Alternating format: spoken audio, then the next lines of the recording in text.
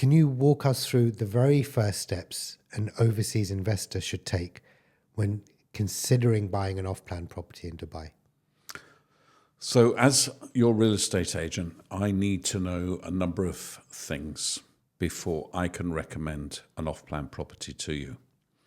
And those are mainly your strategy. Is it short-term? Are you looking at this at long-term? Are you looking for capital growth, rental yield?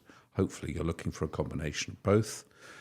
What's your timescales? When do you actually need that property completed? Have you got all the cash here now, instantly, or is it going to be spread over the next year, 2, 3, 4 years? What type of payment plan do you need that works best for you? Are you going to come and live here? Are you planning to retire here? Are your kids going to go and school here? Where are they going to go to school? Where are you planning to work? So many things I need to know before I can recommend a property to you. But the main ones are time, budget, and obviously the style and size and lifestyle of the property that you want. Now let's graduate that to applying that to a development or project.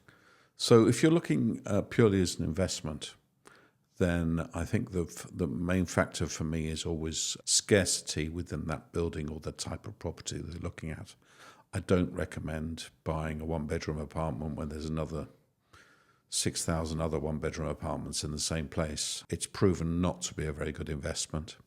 Yes, you'll be able to rent those out, but you're not going to be able to rent them out for a comparatively high rent in comparison to something else that you could have bought at the same time. So a studio in a building where there's only 20 studios and all the rest are one bedrooms and two bedrooms, and it's a good developer, that would be a better strategy. The quality of the developer, do they deliver on time? Have they got a good reputation for delivering on time? Do they have a reputation of matching what you see in their show apartments and their brochures? The facilities within that building, they're becoming more and more important these days. People want buildings which haven't just got a pool and a gym, but they're going to have meeting rooms. They're going to have places where you can work from home, a cinema, in some cases, paddle courts, yoga rooms. These days, every new launch that I'm going to, they're talking about how many amenities are within the building.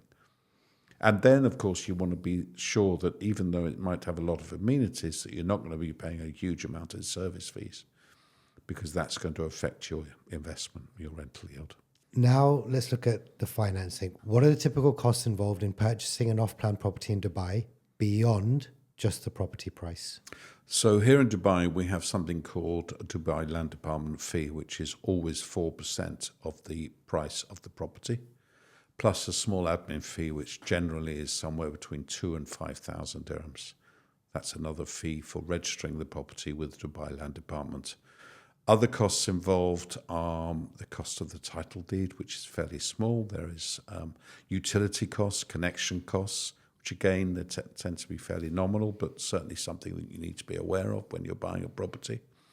And then when you own the property, depending on if you're going to be renting it out, then the tenant tends to be paying everything else, not the service fees. Of course, you have service fees as well when you own the property and you're renting it out. That's the responsibility of the landlord. And then also there are insurance costs. What are the financing options available to overseas investors, and what should they consider when choosing one of these options? It is possible for an overseas buyer to get a mortgage, and you can tend to borrow anything up to 60%. There are plenty of banks here in Dubai. Some will offer only 50%. There are a few that will offer 60%. And I would always recommend you speak to a mortgage broker who would talk to you about your specific circumstances, and then they would go to the bank that works best for you. You cannot borrow on a property that is under construction as an overseas buyer.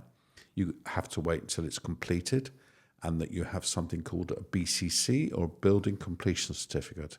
At that point, the banks will lend on that property. What are the key legal steps and documentation required for buying an off-plan property in Dubai? In terms of documentation, all that the developers will want from you is a copy of your passport or passports if it's joint buyers, with the signature page, a KYC document completed, simple form, a few questions you need to answer about the source of funds. My recommendation is also maybe to sign up with a currency exchange so that you get the best rate and the most efficient way of sending money from overseas to the bank account of the developer's office. There is a reservation form to be completed.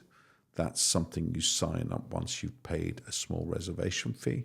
Your reservation form is confirming all your personal details, your contact details, details about the property, and a very brief outline of where you stand legally on that reservation document.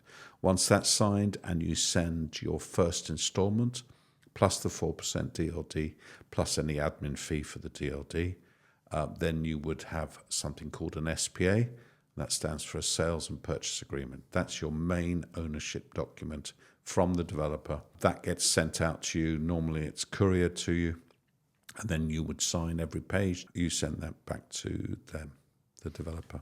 Before you pay any money, even a reservation form, I would recommend that you go to your agent and ask them to send you a draft sales and purchase agreement or a draft reservation form, because once you've paid the money, the likelihood of you getting that money back if you don't agree with something in the sales and purchase agreement is fairly remote. How can an investor verify the credibility and track record of a property developer in Dubai? So one of the things that I encourage my investors to do, and honestly I don't think many of them actually end up doing it, is to go on some of the property portals, the ones where they're covering rents and sales, rental and sales, like Property Finder, Bayou, Dubizzle, etc.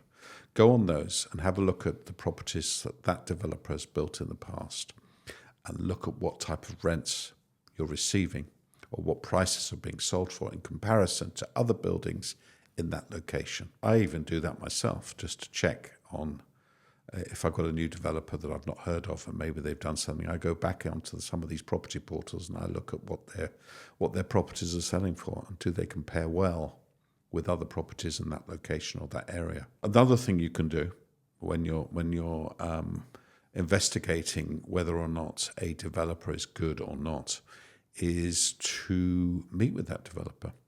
Ask your agent what's their experience with that developer. In terms of delays and whether or not that developer delivers what they said they were going to deliver it when they deliver on their previous projects, I think an experienced agent should have that information. So here's a fact sheet on this development 4 years ago. They said they were going to deliver it in October 2025 or 2024, and they delivered it in October 2024. There is something called a REST app, where you can see when a project is going to be delivered, and you can also see when they have been delivered in the past. And you can look at the launch date and then the delivery date of those previous projects, and you can kind of work out, well, hang on a minute, that took 3 years and it's a 60-story building. Well, that's pretty good. Or actually it took 7 years from release to delivery. That's not so good.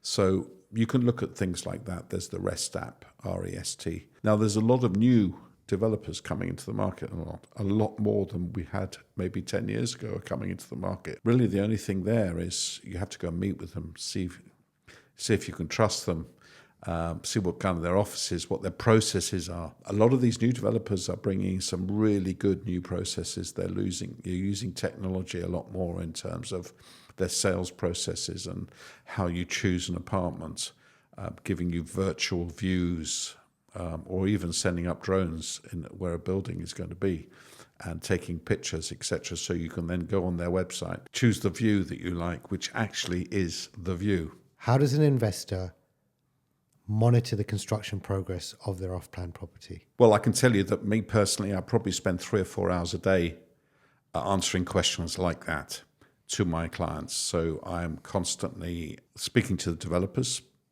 one-to-one, checking on the REST app, seeing how the progress is, because every development is inspected by the Dubai Land Department on a 3 to 6 month intervals. And then that is reported and added to the REST app. But there's nothing beats talking to the developer or going to the site and taking some movies or a video or some photographs and seeing actually where they physically are. I mean, asking a developer, have you appointed a constructor? That's always a good one, because if they haven't appointed a constructor, you're pretty sure they haven't started construction.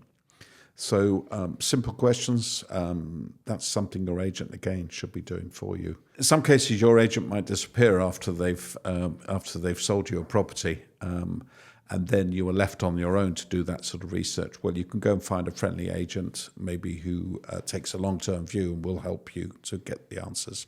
Or you yourself can go and visit the site, which may not be that easy if you live abroad, but there's the REST app. You can use REST, the REST, Dubai REST app, and that information, the information on your property will be there. What steps are involved in the handover process once the property is completed? The property will be inspected by the municipality, fire regulations. The master developer, etc., wants to know that the property is habitable and that it has been built to the specifications provided to those authorities before they started building. So you get then something called a building completion certificate, a BCC.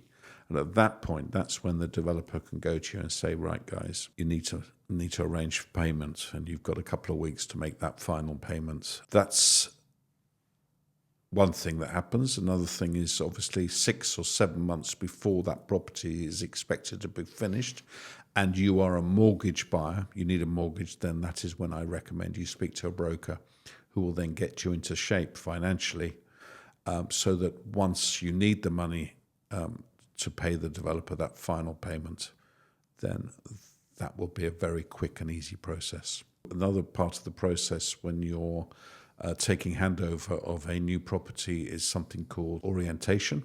Others call it a snagging. So you would visit that property 2 or 3 weeks prior to taking handover, where you would inspect that property, and it's all mentioned in the sales and purchase agreement, where you have an opportunity to check that everything is correct, that the colours are right, that the flooring is expected, that the condition of the apartment is good. And you can employ someone. There are plenty of people. I've got people in my company who will go and do that for a nominal sum, to be honest. You don't have to travel here to do it. You can ask someone maybe in property management to come and do a proper inspection with photographs. They'll create a report. They'll even follow up with the developer to make sure that everything that needs to be done to that apartment before you take the keys has been done. Now, even after you've moved in, you've got the keys, you still, in all cases, as far as I'm concerned, you have a year to report any issues to the developer and to their construction company, who should, in that first year, rectify any issues. So, it's impossible to test everything in an apartment, but should they find the plumbing isn't correct, or there might be a small leak somewhere, then that's all covered. So once you've done the snagging, then the developer will want you to connect all the utilities. And once you've proven that you've connected the utilities, whether that be gas, electrics, water, etc., and AC, so a chilled water supply, then you take those proofs of connection to the developer, and they will then give you the keys. If you need any help with off-plan property in Dubai, please get in touch. All my contact details are in the description below.